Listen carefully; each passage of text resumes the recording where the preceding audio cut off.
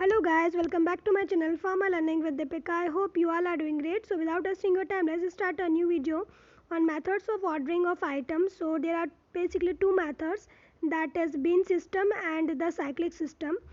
So for my previous videos on drugstore management and inventory control, you can check the link in the description box, so you can click on the I button also. Let's talk about the method of ordering. So there are different systems in use to order the items. So some of them are as follows, like you can use two bin system, you can use cyclic system to order your material or your item. So first we will talk about the two bin system. So in the system, orders are not placed at fixed period but are placed when the stock of the item reaches a certain predetermined level. तो एक certain predetermined level होता है already, तो stock जब उस certain predetermined level तक पहुंच जाता है जब आपको ऑर्डर करना होता है, तो बहुत सारे इस लेवल को फिक्स करने के लिए बहुत सारी चीज़ें जो है वो जानना असेंशियल है, लाइक लीड टाइम क्या होता है. तो बेसिकली लीड टाइम एक ऐसा एवरेज इंटरवल होता है जब आप ऑर्डर को प्लेस करते हो और वो जो आइटम होता है वो एक्चुअल रिसिप्ट के अकॉर्डिंग आपको सप्लाई होता है. तो जो लीड टाइम होता है वो दो पार्ट्स में डिवाइडेड है. एक होता है आपका इंटरनल लीड टाइम, दूसरा होता है आपका एक्सटर्नल लीड टाइम. तो इंटरनल लीड टाइम जो रहता है that is the time gap between जब आप ऑर्डर को प्रिपेयर करते हो और फिर उसके बाद में उस ऑर्डर को आप डिस्पैच करते हो, that is the internal lead time. और जो एक्सटर्नल लीड टाइम होता है वो ऑर्डर को जब आपने डिस्पैच कर दिया है और जब रिसिप्ट आपके सप्लायर्स के पास पहुंच जाती है, तो that is the external lead time. अब इन दोनों को मिला के जो इंटरनल लीड टाइम है और एक्सटर्नल लीड टाइम है, इन दोनों को अगर मिला देते हैं तो टोटल लीड टाइम बनता है. So that is the lead time, total lead time. अब आता है आपका मिनिमम ऑर्डर लेवल. तो जो मिनिमम ऑर्डर लेवल रहता है, तो एक एवरेज डेली क्वांटिटी होती है कि कितना आइटम है जिसका कंजप्शन कितना होना है. तो डेली का एक एवरेज कैलकुलेशन होता है कि इतना मिनिमम आइटम आपको डेली रिक्वायर्ड होगा पर्टिकुलर चीज़ को बनाने के लिए, और उसको अगर आप मल्टीप्लाई करते हो आपके लीड टाइम से तो आपका मिनिमम ऑर्डर लेवल निकल जाता है. फॉर एग्जांपल के लिए अगर देखा जाए तो 5% डेक्सट्रोज का जो डेली कंजप्शन है वो 50 बॉटल्स लगती है, और टोटल आपको 30 डेज तक 50 बॉटल्स का कंजप्शन लगने वाला है. तो 15 to 30 करके आप मिनिमम ऑर्डर लेवल निकाल सकते हो. तो that is equals to 1500 bottles आपको एवरेज लगेगी. So average daily consumption multiply by total lead time. तो इससे आपका जो मिनिमम ऑर्डर लेवल है वो निकल जाता है. तो इतना तो मिनिमम ऑर्डर लेवल तक इतना तो मटेरियल आपके पास में होना चाहिए. अगर ये मटेरियल नहीं होता है तो आप आउट ऑफ स्टॉक वाली सिचुएशन पे पहुंच सकते हो. देन नेक्स्ट जो चीज़ होती है that is the buffer stock. So जो मिनिमम ऑर्डर लेवल रहता है वो तो ठीक है, लेकिन उसके अलावा थोड़ा सा स्टॉक अपन मेंटेन करके रखते हैं ताकि कि आप आउट ऑफ स्टॉक वाली कंडीशन से बच सको. तो जो बफर स्टॉक है वो निकालने के लिए आपका जो मैक्सिमम डेली कंजप्शन है माइनस एवरेज डेली कंजप्शन है multiply by the total lead time. तो ऐसे करके आप बफर स्टॉक को निकालते हो. Then next is the reorder level. So reorder level क्या होता है बेसिकली कि this is the point where we have to place the order for procurement for replenishing the stock derived by the formula. तो basically जो minimum order level है plus buffer stock जो है, इन दोनों को मिला के आपका रीऑर्डर लेवल बनता है. तो आपको इसके बाद में रीऑर्डर करना पड़ता है. तो बेसिकली ऐसे रीऑर्डर लेवल एक आपका ऐसा पॉइंट होता है जहाँ पर आपको वापस से मटेरियल को रीऑर्डर करना है, वापस से प्रोक्यूरमेंट करना है उस मटेरियल का पर्टिकुलर, तो ताकि आप आउट ऑफ स्टॉक वाली कंडीशन से बच सकते हो. Then maximum order level. So maximum order level ऐसा लेवल होता है कि इसके बियॉन्ड आपको ऑर्डर नहीं करना है किसी भी मटेरियल को, क्योंकि इसके बियॉन्ड अगर आप ऑर्डर करते हो तो आपके प्रोडक्ट जो है वो एक्सपायर होने के चांसेस हो सकते हैं, डिट्रॉय होने के चांसेस हो सकते हैं, कुछ भी हो सकता है. तो ये एक तरीके से वेस्टेज ऑफ मनी होता है अगर आप मैक्सिमम ऑर्डर लेवल के बाद में भी अगर मटेरियल को आप ऑर्डर करते हो तो. देन सेकेंड जो आता है ऑर्डरिंग सिस्टम का that is the cyclic system. तो ये सिस्टम जो रहता है साइक्लिक सिस्टम, इसमें क्या होता है कि आप सर्टेन पीरियड पे आपका जो ऑर्डर है या आपका जो स्टॉक है उसको आप चेक करते रहते हो। तो स्टॉक को चेक करने से आपको पता चलता है कि पर्टिकुलर मटेरियल जो भी है या पर्टिकुलर आइटम जो भी है उसका डेली कंजप्शन कितना हो रहा है और कितना मटेरियल आपको रिक्वायर्ड होगा। तो अगर आप पीरियडिकली चेक करते रहते हो तो आप आउट ऑफ स्टॉक वाली कंडीशन से भी बच सकते हो। देन प्रोसीजर ऑफ इशू, सो जितने भी बिग इंस्टीट्यूट रहते हैं वहाँ पर इंडेंट प्रिपेयर किए जाते हैं पर्टिकुलर मटेरियल को। तो जो भी इंडेंट प्रिपेयर किया जाता है वो कॉम्पिटेंट पर्सन ही इंडेंट को प्रिपेयर करता है। So in the teaching institute following methods can be used, like the direct supply to the wards, तो वार्ड्स में डायरेक्टली सप्लाई कर सकता है आइटम को। OPD हो सकता है, that is for the out patient department, and dispensary from the main store for the intent. और वन और more step in the distribution is to include a floor pharmacy, और सब स्टोर भी आप कर सकते हो, फ्लोर फार्मेसी भी कर सकते हो स्टॉक को रखने के लिए। तो these are the methods you can use. Then जो प्रिंसिपल रहता है वो प्रिंसिपल फीफो पे बेस्ड रहता है बेसिकली।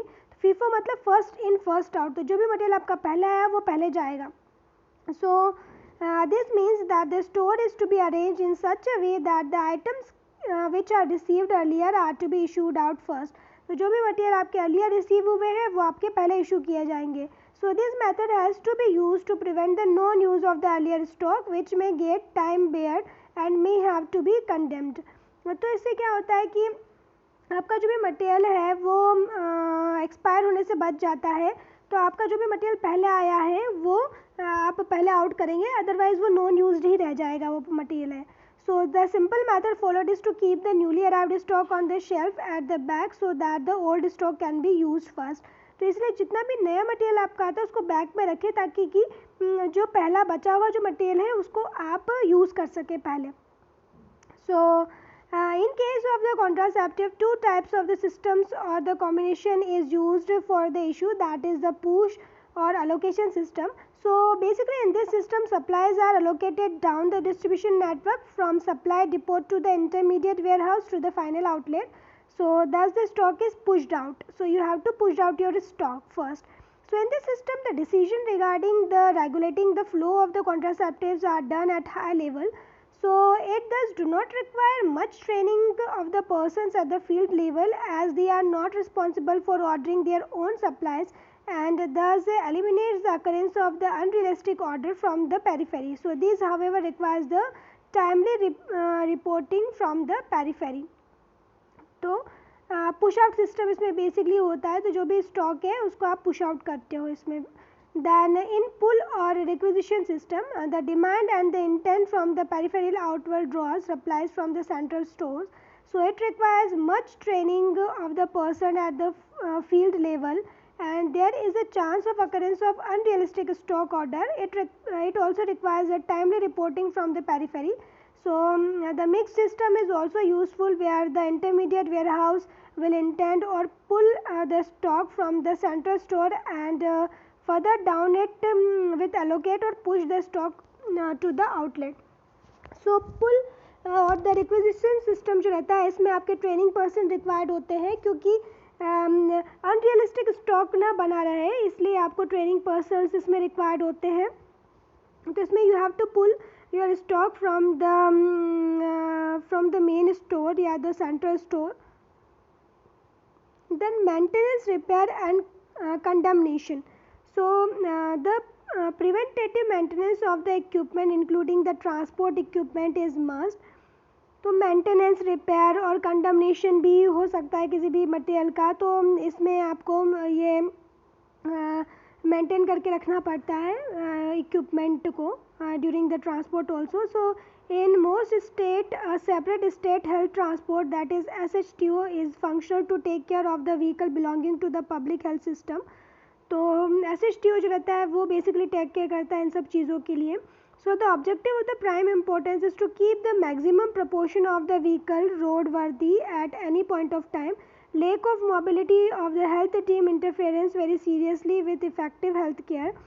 तो बहुत ही इंपॉर्टेंट है कि ट्रांसपोर्ट सिस्टम जो रहे आपका वो मेंटेन रहे। सो SHTO जो रहता है उसका ये फंक्शन रहता है कि वो इसकी टेक केयर करें। Preventative maintenance of the health equipment, including the sophisticated, expensive equipment, is must and should get the due care it deserve. तो जो भी हेल्थ केयर से रिलेटेड इक्विपमेंट है जिनका मेंटेनेंस आपको करना है, तो वो टाइम टू टाइम मेंटेनेंस करना बहुत ही ज़्यादा इंपॉर्टेंट होता है, क्योंकि पेशेंट जो रहते हैं वो वेट नहीं कर सकते हैं. अगर उनका कुछ चीज़ डायग्नोज करना है तो you have to keep that particular equipment with proper maintenance. So logbook to indicate the utilization of the equipment should be maintained. तो एक लॉगबुक आपको बनानी होती है कि कितने टाइम आपका जो पर्टिकुलर इक्विपमेंट है वो यूज़ हुआ है. तो इससे आपको मेंटेनेंस का पता चलता है कि कब आपको मेंटेन करके रखना है आपको इक्विपमेंट को. So repair of the medical equipment should be done in time और arrangement of storing the spare part is to be made. और जो भी स्पेयर पार्ट्स है आप पहले से उसको अरेंज करके रखिए, ताकि कभी भी कुछ भी इक्विपमेंट में अगर प्रॉब्लम आती है तो वो स्पेयर पार्ट आप यूज़ कर सकते हो. So process for condemnation of the unserviceable articles are to be laid down. This procedure may require the constitution of a condemnations committee, or an officer may inspect and certify for condemnation.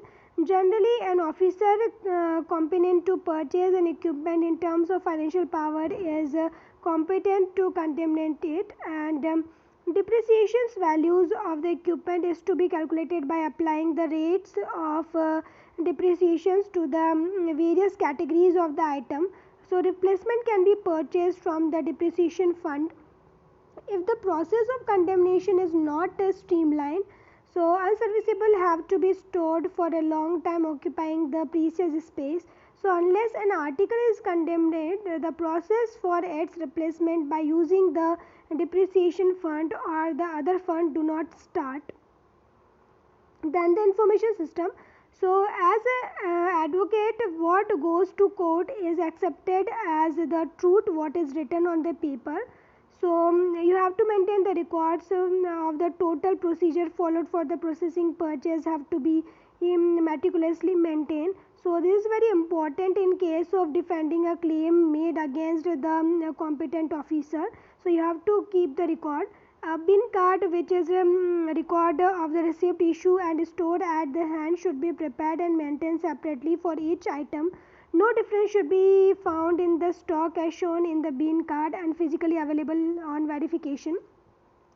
तो बिन card में जो entries है वैसी same verification के time पे entries होनी चाहिए. Physically जब आप वेरीफाई करो तो फिजिकल वेरिफिकेशन और बिन कार्ड में जो एंट्री है वो मैच होनी चाहिए किसी पे भी एलिगेशन लगाने से पहले. Then the responsibility of maintaining the bean card is to rest on the officer in charge of the store. तो स्टोर का जो भी इंचार्ज होता है वो उसकी रिस्पॉन्सिबिलिटी होती है बिन कार्ड को मेंटेन करके रखना. Stock verification is to made periodically else the discrepancies will go unnoticed. So in addition of the yearly stock check, the spot checking can also be done to help detect discrepancies and give an indications of peripheries, especially for expensive equipments. Records should be available for showing the stock turnover with reference to item with expiry date. तो अगर आप periodically verify करते हो stock को तो आपको कौन सा आइटम है जो एक्सपायरी डेट वाला है या कौन सा एक्सपेंसिव इक्विपमेंट है जिसका आपको ध्यान रखना है. तो ये सारी चीज़ें आपको पता चलती है during the stock verifications.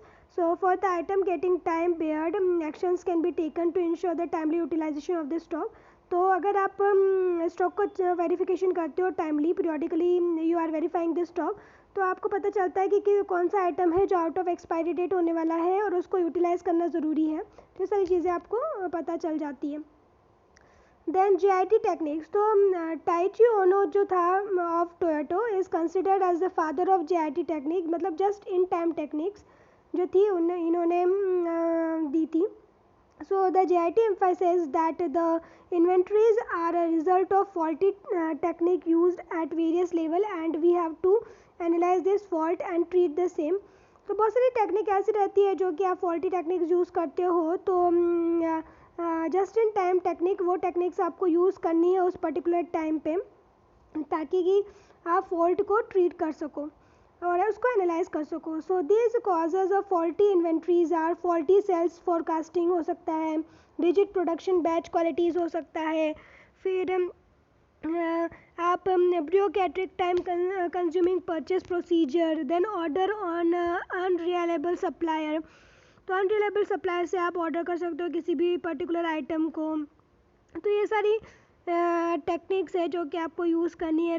Long lead time हो सकता है, फिर रॉन्ग ट्रांसपोर्टेशन मेथड हो सकती है अगर आप जस्ट इन टाइम टेक्निक को यूज़ नहीं करते हो तो। फिर poor coordination between the different units, vested interest of the purchase department, release of the budget at the end of the year, particularly in the public sector.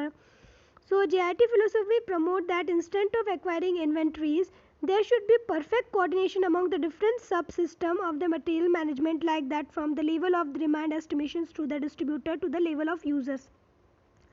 तो JIT की philosophy के according आप inventories को acquire करने के बजाय perfect coordination बिठा के रखें। जितने भी सब सिस्टम्स है जैसे कि मटेरियल मैनेजमेंट जो करता है, लाइक जब डिमांड हो रही है उसका डिस्ट्रीब्यूटर से लगा के यूज़र्स को क्या चीज़ें पसंद है उसके अकॉर्डिंग ही, सारा कोऑर्डिनेशन के अकॉर्डिंग ही आप इन्वेंट्रीज को एक्वायर करें।